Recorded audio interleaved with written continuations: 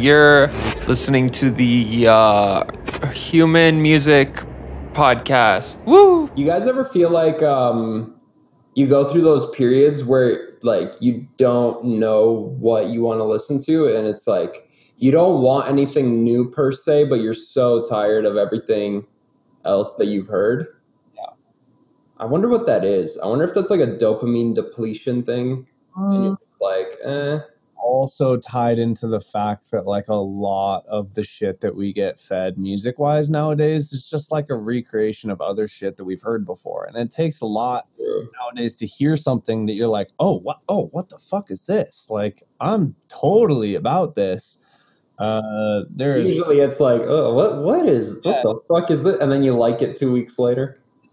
I mean, in the case of like 100 gecs, that is like the absolute like thesis statement for something that is different that grabs your attention. But I'm talking like even just like, you know, someone did like a metal beat with like a good hip hop lyric on it or something, that just anything that makes you go, oh, whoa, oh, cool. You know, like it might not even be that different, but just something that grabs your attention. Most everything that filters through my Spotify when it's just like playing related artists is like, yeah, garbage. Mm-hmm.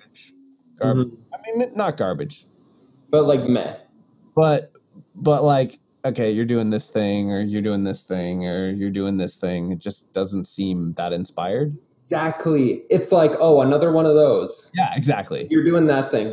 Yeah. Like, yeah, me and Sean sometimes will like show each other music, Squashed Out Sean, and it's like we both know exactly what we mean when it's like, oh yeah, like it's a good one of those. You know, exactly. It's like you nailed like that formula genre. Like, yay, good for you. But it's like future bass, or it's rhythm, or it's very clearly this one thing. Yeah, it's interesting though. Like being a producer, like I want to hear people do, oh man, you took that and I had never thought about doing it that way. And when I hear somebody do something that, oh yeah, I would have done that. I could have done that. I've heard it done a lot before. It's less interesting.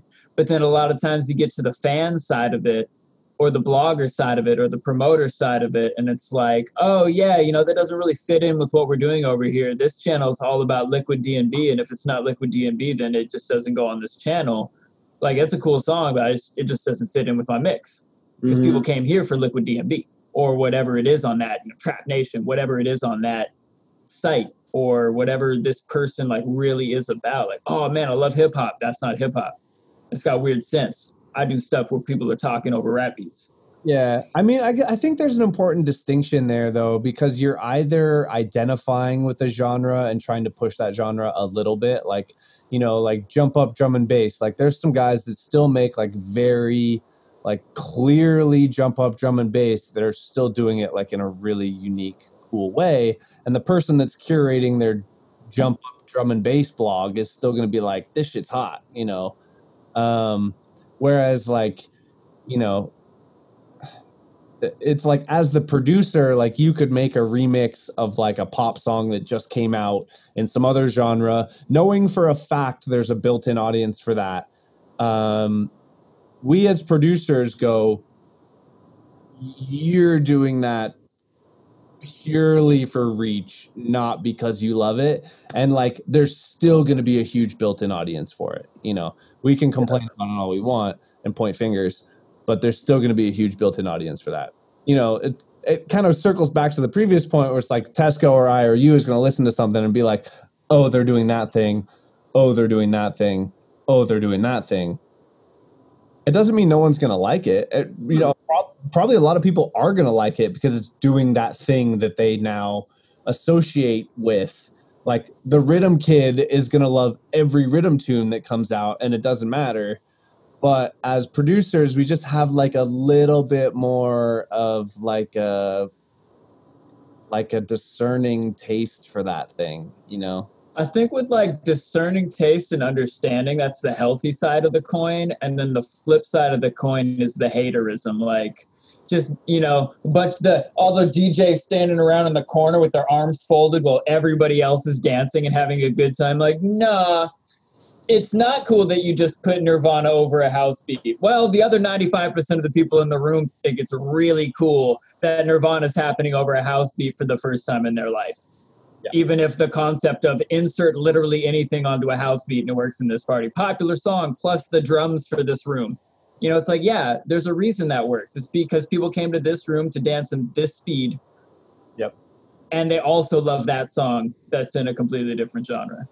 Yeah, I think it's intellect, like a cocky pseudo-intellectual thing, like, oh, I'm above this music, and if everybody here is having a good time to this piece of garbage, then I'm above these peasants. Like that is how it comes across when you're in that mindset. It really does. When you think you're above that transition or you're above dancing to this song. And there's there is such a fine line there. There is such a shade of gray. Self-awareness is the fine line. About your demeanor and your ego and your self-awareness with it, because on any given day, I could present my opinion as exactly what you just said, because I have a thought that is close to that, like, oh man, this is some unimaginative garbage, and like I could be all hoity-toity about it, or I'm just like, oh wow, this works for these people, and you know, that's interesting. That's a good data point that like this thing still works for this group of people, and like that's cool that he's making that work. I wouldn't do it myself personally, but I'm not going to ruin everyone else's good time by trying to make them hate it purely because I hate it. You know, like. Well, and don't get me wrong, you're also totally allowed to fucking hate it. You're totally allowed to be like, this is dog shit. Yeah. Like, you can also still hold that opinion, but I think it's different when you're like, when you're in the like little DJ Facebook group and you're like, he's that motherfucker you sink. I was fuming all night. You know, like that is the difference when, cause you're not gonna like cry all night and like rant to your DJ friends who also are like elite and fucking know better, yet collectively no one has like 1,000 SoundCloud followers and everybody's getting pissed thinking, okay, here's what I'm going to wrap it up as. If you're better than it, then the results would show. Yeah. That's it. Hey! And that is the moral of the story, children. Yeah, if you're really better than this thing, please, by all means, go make better music and find that massive audience that is out there for better music than that. Mm-hmm. But like the same thing Evan just said, don't go around shitting on everybody else's good time, trying to make them not have a good time where they're already having a good time. Totally. If it was as simple for their happiness, pop song plus these drums, cool. They just put two things they love together. Unfortunately, it's two things the producer hater hates, but that's okay. It works. Go. What two things would have made you and this room of people happy? Go find that.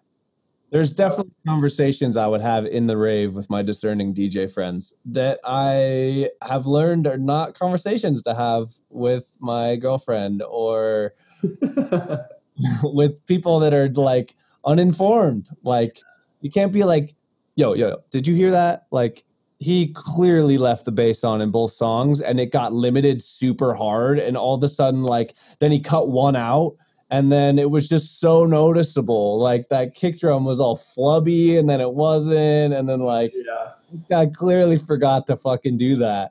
Like, there's a certain subset of my friends that would be like, haha, yeah, what an idiot. And there'd be like a lot that would be like, what the fuck? Like, I'm going to the bar. What do you want? Yep. That's it. Like, you clearly need another drink, so you stop noticing shit like that, bro. I'm not worried about this shit. Did your drink wear off? Yeah. You should be happier than this. Drink wear off? That's fucking hilarious. Man, one thing I wonder about is like the elitist sort of mentality.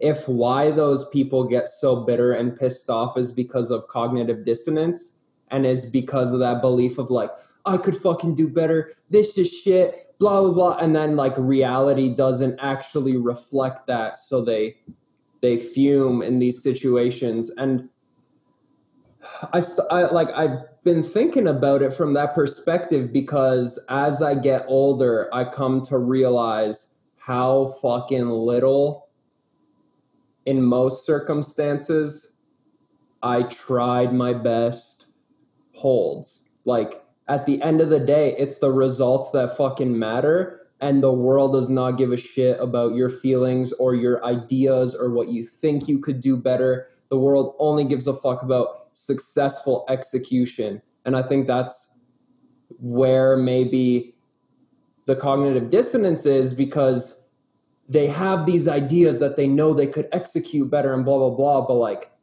really, I think we've all been alive to realize that ideas don't mean shit. And that's one of the first things I try and get out of ninjas' heads. Not first thing, I don't try and like kill their creativity, but like just get them to realize that like idea is like generating ideas is one skill, but then over time fitting that to actually match what you can produce in reality, or actually match that to your skill set, is something you need to develop over time to know what you're capable of, what's actually possible in the physical world. Because up here, everything's crazy. Everything's possible. Yeah. What can you actually pull off?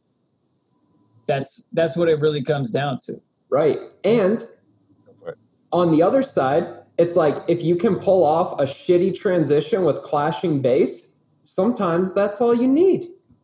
Yeah. Did the next song go off? Who gives a fuck what just happened 20 seconds ago? Right. Human Music Podcast. I like it.